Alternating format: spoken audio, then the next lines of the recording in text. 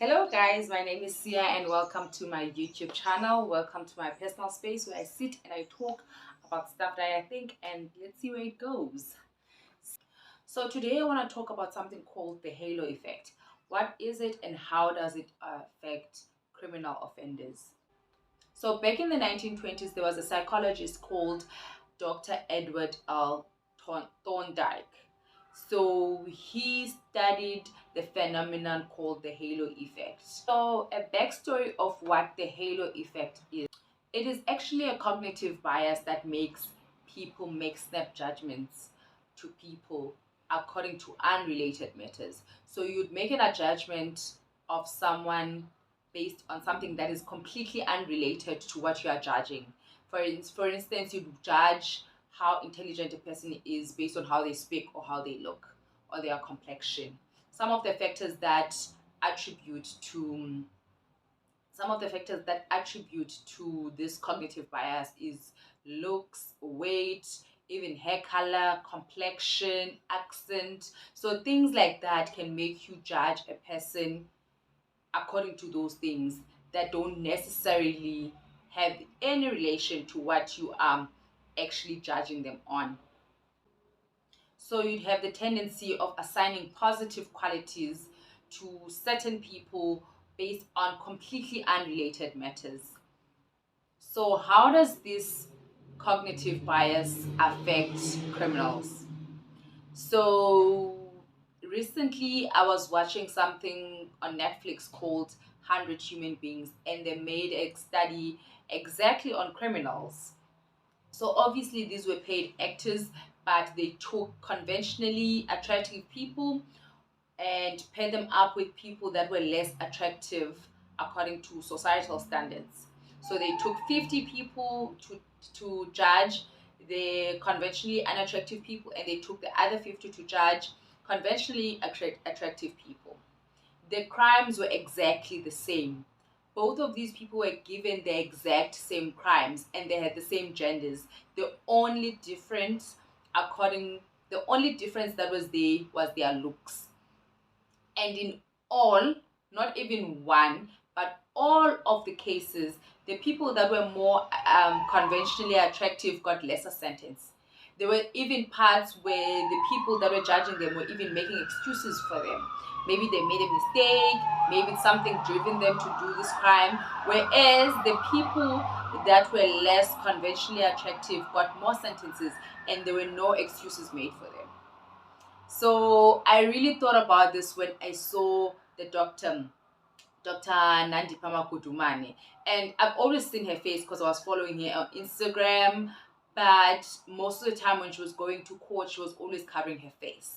And knowing the crimes that she's been accused of, I really didn't feel sorry for her. But for the first time, when she went to court and she didn't cover her face, for some reason, a part of me started feeling sorry for her. I knew how she looked like before, and I didn't feel sorry for her. And when she was covering her face, I didn't feel sorry for her. But when I saw her face, of which I can say that maybe I haven't seen in a long time, or seeing her face behind the, I don't know what you call that thing when people are standing there in the stand. When she was standing in the criminal stand, and then a part of me felt sorry for her.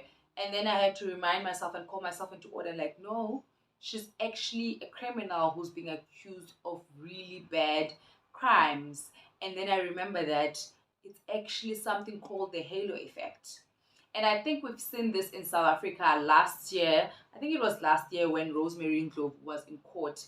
And I'm not saying by any means, shape, or form that she is not beautiful, but all of us can at least admit that according to societal standards, she's not the most attractive woman. And on the other hand, Dr. Nandipha Magudumana is one of those women who are, according to societal standards, are very beautiful. Nobody when the court case was going on with the lady called Rosemary Ndlovu, nobody felt sorry for her.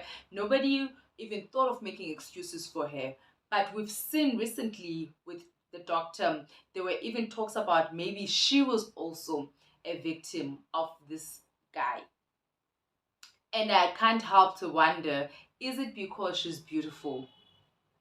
Is it because some of us, or most of us, or somewhere, somehow, we do have the halo effect? Or beauty does have the halo effect on us?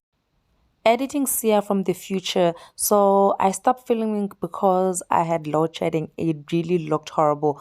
But I do want to conclude that I do not think that she should be exonerated of her crimes, or people should be exonerated just because of their looks. But I am saying that I do acknowledge those feelings that I did get.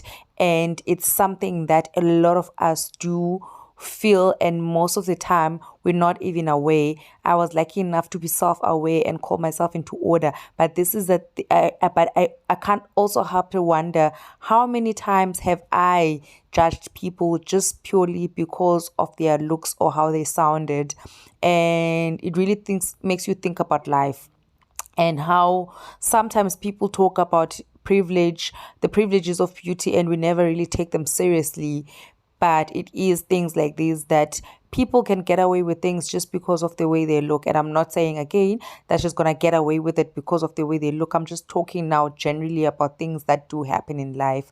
Anyway, thank you so much guys for watching, and if you made it so far to this video, I hope you did like, subscribe, and share with your friends.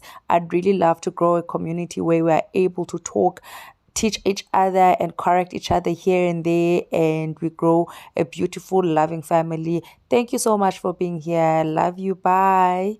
You don't want to get into. Oh my God, I'm fumbling today. I am fumbling. Oh.